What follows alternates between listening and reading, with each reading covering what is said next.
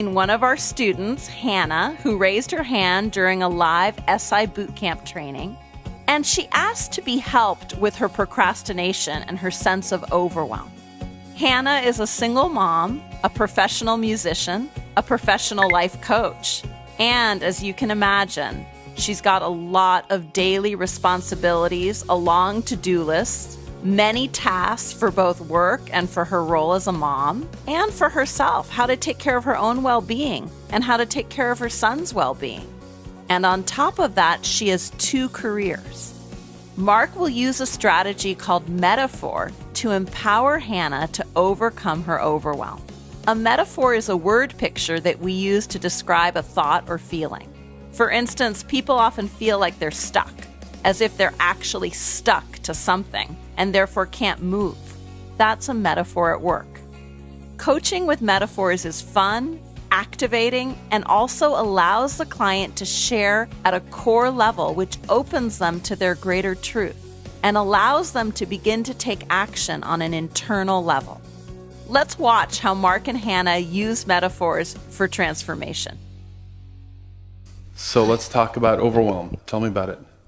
So I do a lot of different things. I think I always have done. I think I didn't know much about the 4 states before, and I think that I would have described myself previously as quite grounded, but actually air resonated with me much more because I have always had lots of dreams and they've been really far-fetched and I get really excited by them, and part of me knows that they're all completely achievable, and I think if I'm really honest with myself, a lot of them have been achieved. But there's always a next step ahead, there's always a bigger plan, and I get very frustrated because I also procrastinate a lot, so I don't put my plans into action as quickly as I'd like them to. Okay. And my energy is dissipated, and at the moment I'm a single mom, and I have another career and I have the coaching, and it quite just often feels that there isn't enough sleep and there isn't enough time, and I kind of get days where I'm very clear and very excited, and then moments when I'm just like, I can't even deal with thinking about this, let alone knowing how I'm going to put it into action. Did you hear how much Hannah just shared in 1 minute? We know that she's already done a lot to make her dreams become a reality, that she's a big dreamer, a big picture person. She described herself as an air client, which is one of the ways in strategic intervention that we talk about our nature through the elements, air, water, fire, and earth. And she shared with Mark certain states that she's hoping to get help with.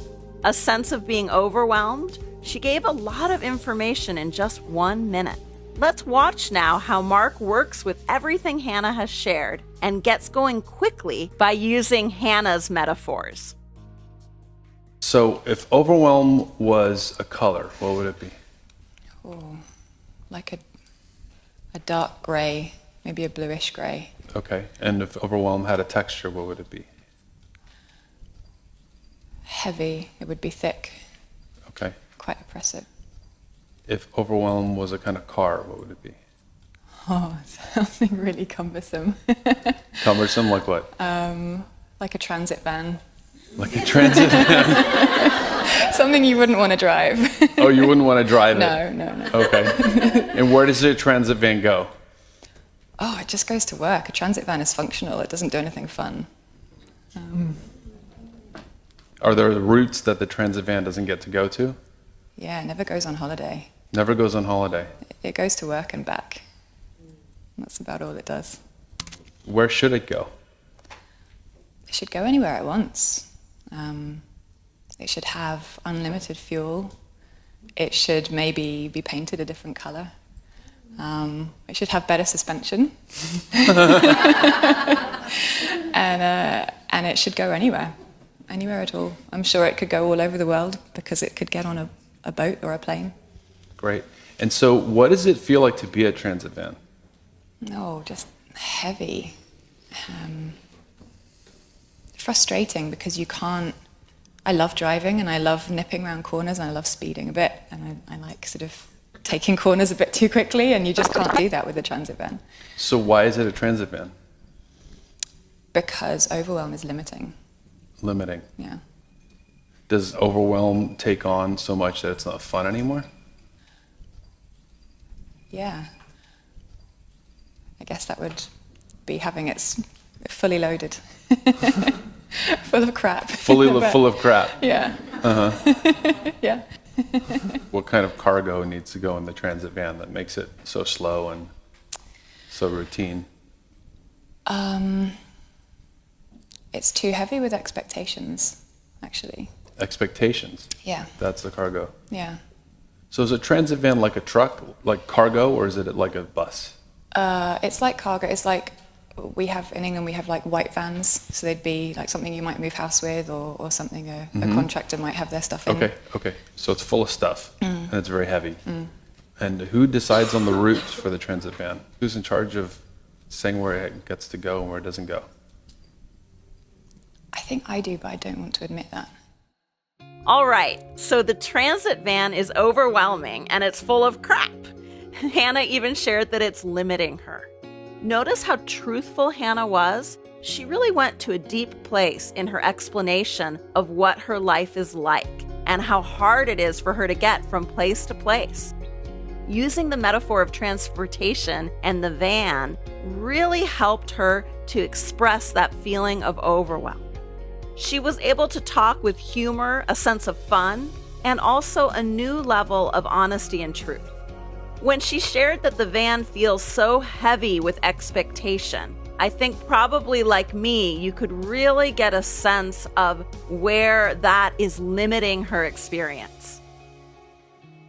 Do we know what's inside that thing? Yeah, all the things that I think I should be doing at any given time. And do they actually get delivered someplace? Or does it just go around in circles? They do. There are phases when they get delivered and they get offloaded, and there's satisfaction and it's fine, but then as much comes back in as was when? offloaded. Right away? Same place? No, a couple of days afterwards. Okay, so Yeah. it gets to empty out and then it fills up again. Yeah. Okay. So expectations, give me a sense of those expectations. What's on the boxes? What's on the labels of those boxes? I think developing career, so actions, organisation, administration, looking after myself, exercise, the way I want to be eating, the way I feel like I want to be parenting, and that often involves actions, not just attitudes, but maybe we should be doing this, or I should be providing that.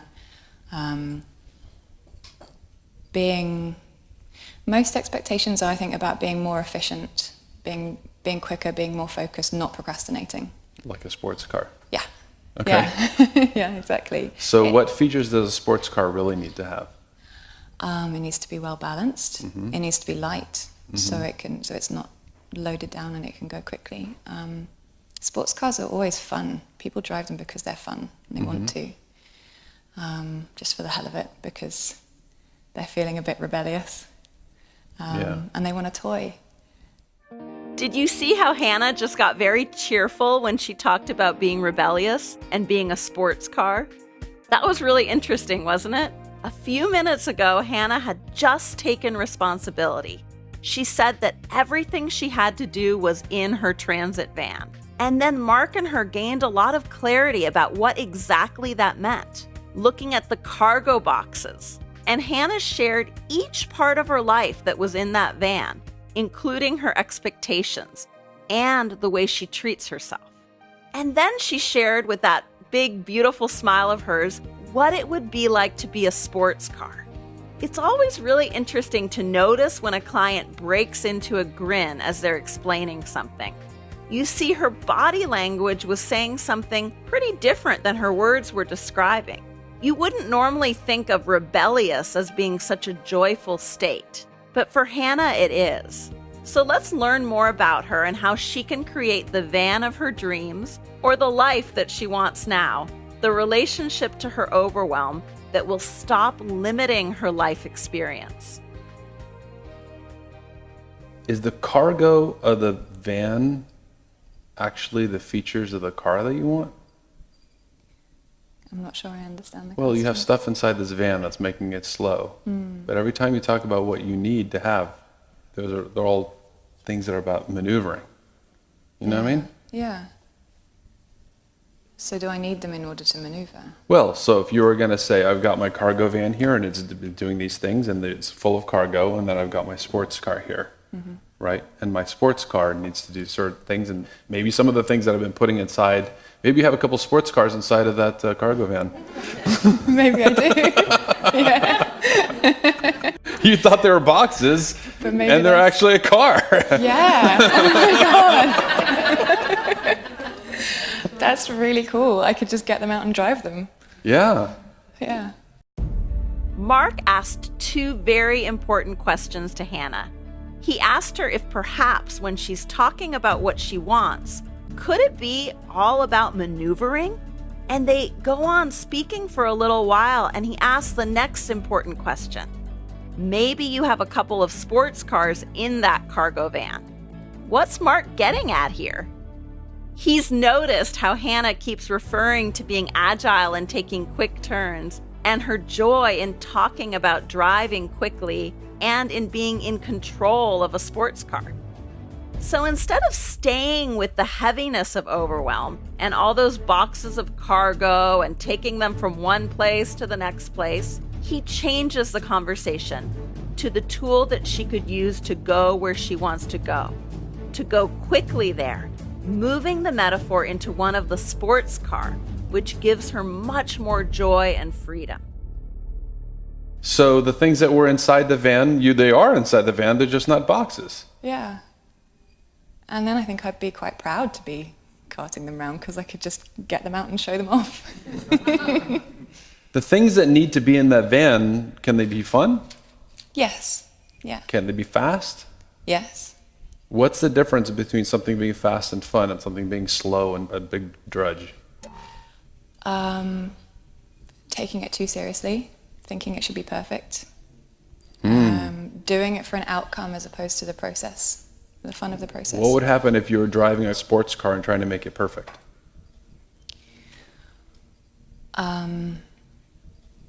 I'd probably drive it too slowly, get in my own way. You probably wouldn't.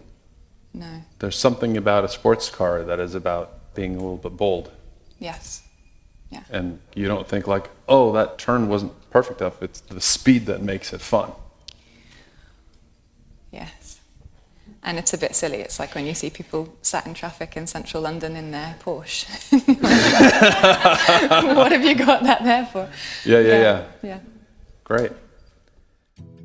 Mark asked Hannah, what's the difference between fast fun and slow drudge?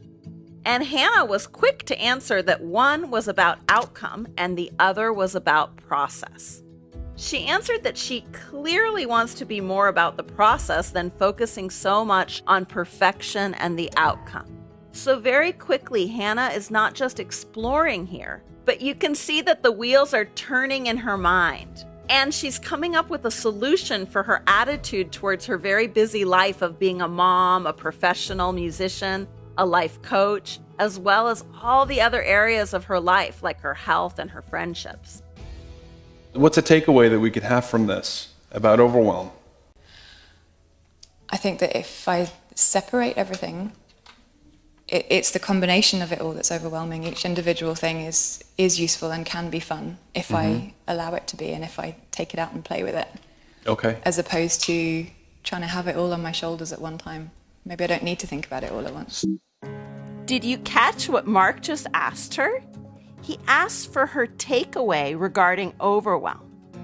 And Hannah answers from a place of real truth and wisdom about herself, that every little part could be fun if she takes it out and plays with it. So what if you have 4 different sports cars that are actually inside that van? Like you hit the jackpot. Yeah. You thought it was very heavy, and it was very heavy. You just didn't know that you could drive them individually. Yeah. Instead of driving the whole big thing in this very slow way. So you can keep 3 of them parked and 1 of them driving. That was a nice in-breath. Yeah. What would be the names of those sports cars? Coaching.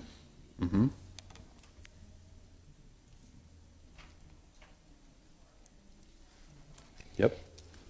Music, which is my other career. Parenting. We said 4, right? No, it doesn't have to be 4. Okay. Yeah, it just turns out there were 3. I think I think there's more than 4. Yeah, I think so there's 4. there's organization, and then there's physical health. Cool. So where are we going to park these beautiful cars when you're not using them? I'd really like to put them outside my mansion. I assume there will be room. Yeah, There will be yeah, somewhere spacious and somewhere that they'll be put a looked cover after. on them. Exactly. They stay mint condition Yeah. when you're not using them. Yeah. they Or don't in a get rusty. garage or a garage, right? Right? Just park them in the garage. Yeah. Put a dust cloth on them and know that they're safe while you're using the one that gets you places fast. Yeah. Okay, and so how would this feel in your life if when you're a coach, you're coaching in a sports car and the other things were parked? What's the difference? How do we turn this resourcefulness? Do you feel a little more resourceful Yes. about this? Yeah, I do. Right? So somehow circling around it as an image, Yeah. now we have these sports cars that are way more fun. And you already liked sports cars before we started this conversation. Yeah. Right? So so it's something you love. And so you're driving the coaching sports car. Right? So when it's time to be a coach, you pull it out. Yeah. You check to make sure there's music there. Good. Parenting, good. Organization, physical. They're parked. Close the doors. Take the one that you need. Yeah? And how does that feel? Really nice. I feel like, when you're driving and you're anticipating the road, and that's all you're thinking about. You're just thinking, that many feet ahead. And you're maybe taking in the scenery, but in your peripheral, because you're focused on what you're doing. And that's the most important thing, feeling like a focused, free spirit. Yes. Because you need a certain amount of speed to be engaged enough. That's why you like fast cars. Yes. Right? Yeah. Some people like to sit in the back of a horse cart and just watch the world really slow, right? So you want to move. Yeah, totally. Great. So it'll actually help you be faster and better. Yeah, and more focused and more attentive. So can you see how you might apply this to your day? Yeah, I think that the only thing that comes up for me is what can I do to help myself know that the others are taken care of. Because you were carting them all around in that truck because you thought you had to have them with you all the time. Exactly. Because you feel safe because they're in the truck. Yeah, exactly. And I'm thinking maybe like dedicated time to each, so that I know, like there's a certain amount of administration with my coaching and with the music, just in terms of diarising people, booking people, confirming things. Changing the oil, putting in the petrol, yeah. checking the tire, that kind of thing. And if I don't, I also know that I forget if I don't do it. So part of me is kind of always... So you need reminders. Yeah, I think so.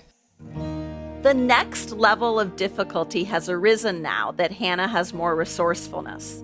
She realizes that she has an important question. What can she do to know that the other parts of her life are taken care of while she's focusing on one area of life, like her career as a coach or her career as a professional musician? Together, Hannah and Mark will now discover and then work on what will help her to have this focus and this joyful, quick quality that she so wants to have as her mode of being when focusing on one area of her life.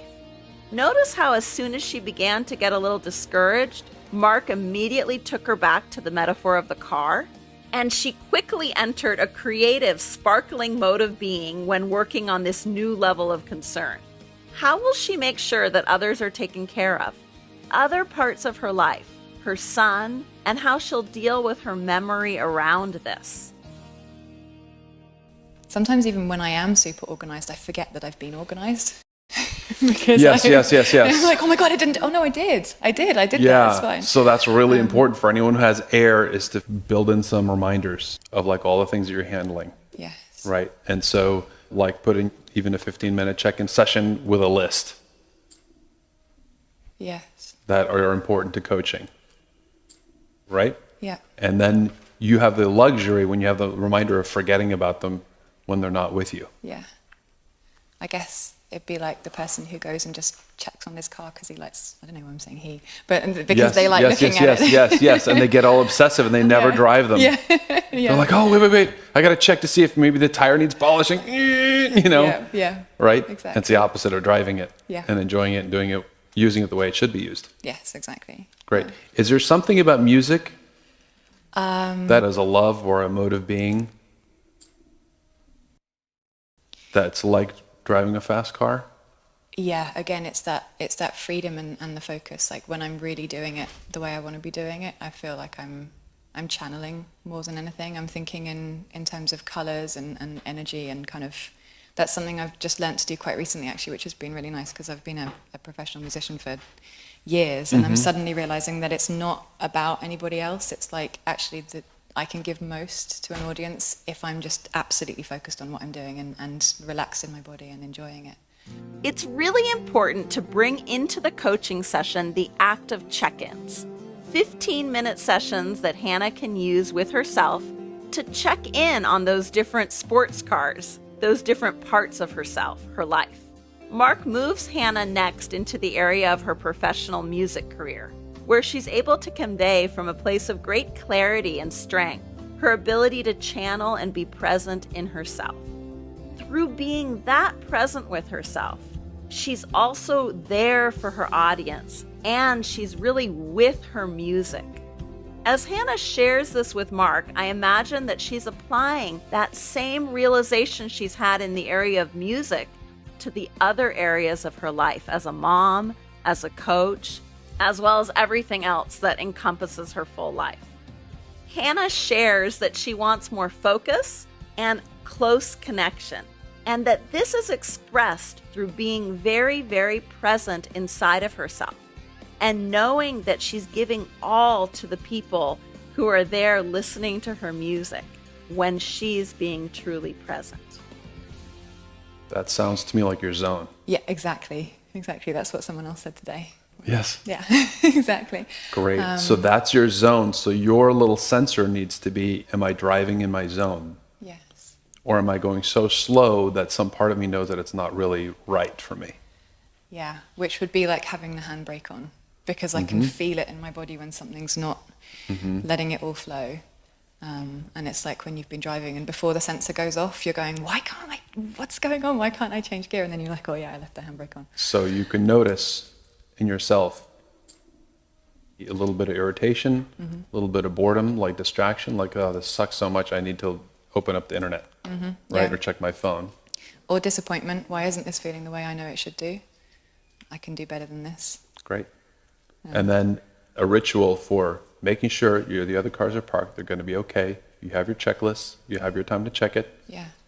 Close the garage door, leave it behind, take your one car out. And instead setting a certain time and try to streamline. Also figure out like that you don't need the bicycle. You know what I mean? Like these are my cars right now. These are the ones I have to worry about. Yes. And then if someone says, you should really have a unicycle, say, thank you, I'm good with the cars, the garage is full. Yeah. Maybe later. Yeah. Cool. That makes so much sense. Thank you.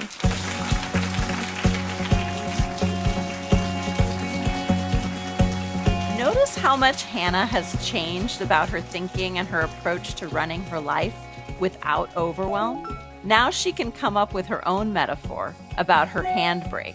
She can notice when she's not in the zone, and she has an instinct to take control and check in when life isn't flowing the way she needs it to.